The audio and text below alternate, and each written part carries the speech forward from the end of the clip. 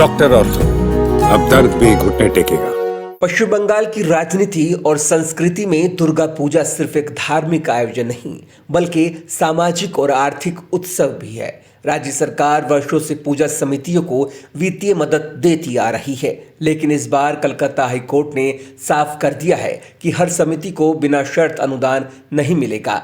अदालत का कहना है कि केवल वही समितियां सरकारी फंड की हकदार होंगी जिन्होंने पिछले साल मिले अनुदान का पूरा हिसाब दिया है। कलकत्ता उच्च न्यायालय की खंडपीठ ने ये ऐतिहासिक फैसला सुनाते हुए कहा कि अगर किसी भी क्लब या समिति ने 2024 में मिले अनुदान का प्रमाण पत्र जमा नहीं किया तो उन्हें 2025 का अनुदान नहीं मिलेगा। समितियों को 1 महीने की मोहलत दी गई है ताकि वो पूरा हिसाब पेश कर सके।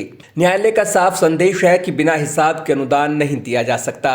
पिछले कई वर्षों से पश्चिम बंगाल सरकार दुर्गा पूजा समितियों को आर्थिक सहायता देती आ रही है। 2024 में प्रति समिति 85,000 रुपये दिए गए थे। इस बार राशि बढ़ाकर 1,10,000 रुपये कर दी गई है। इसके अलावा बिजली बिल भी माफ करने की घोषणा की गई है।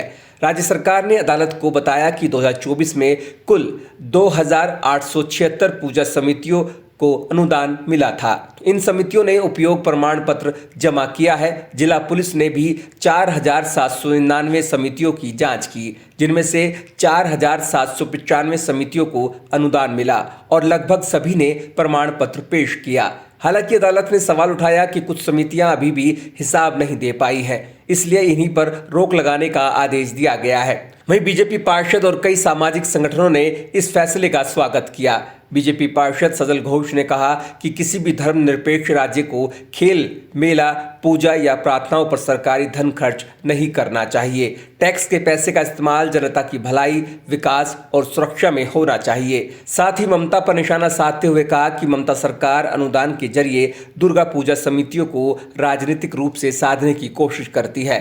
अदालत चाहती है कि सरकार फंड का सही इस्तेमाल और पारदर्शिता सुनिश्चित हो। बिना ऑडिट और प्रमाण पत्र के अनुदान देना सीधे भ्रष्टाचार का रास्ता खोलता है। इस साल नए जोड़े गए पूजा क्लबों को पहले से ही सूची से बाहर रखा गया है। केवल वही क्लब पात्र है जिन्हें 2024 में अनुदान मिला था और जिन्होंने हिसाब दिया है। हाई कोर्ट ने साफ कर दिया है कि सरकारी अनुदान कोई मुफ्त की सुविधा नहीं है। ये टैक्स पेयर का पैसा है, इसलिए इसका उचित उपयोग दिखाना जरूरी है। इस फैसले का असर कई स्तर पर पड़ेगा। अब सभी समितियों को 1 महीने के भीतर लेखा जोखा पेश करना होगा। विपक्ष इसे ममता सरकार की पक्षपाती अनुदान नीति पर हमला करने के लिए इस्तेमाल करेगा। पहली बार अदालत ने स्पष्ट किया है कि धार्मिक आयोजनों पर सरकारी फंड का प्रयोग पारदर्शी और प्रमाणित होना चाहिए।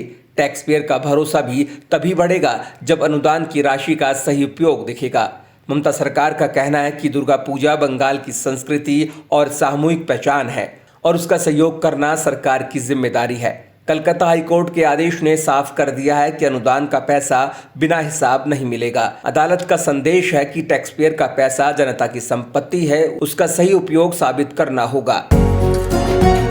डॉक्टर ऑर्थो, अब दर्द भी घुटने टेकेगा।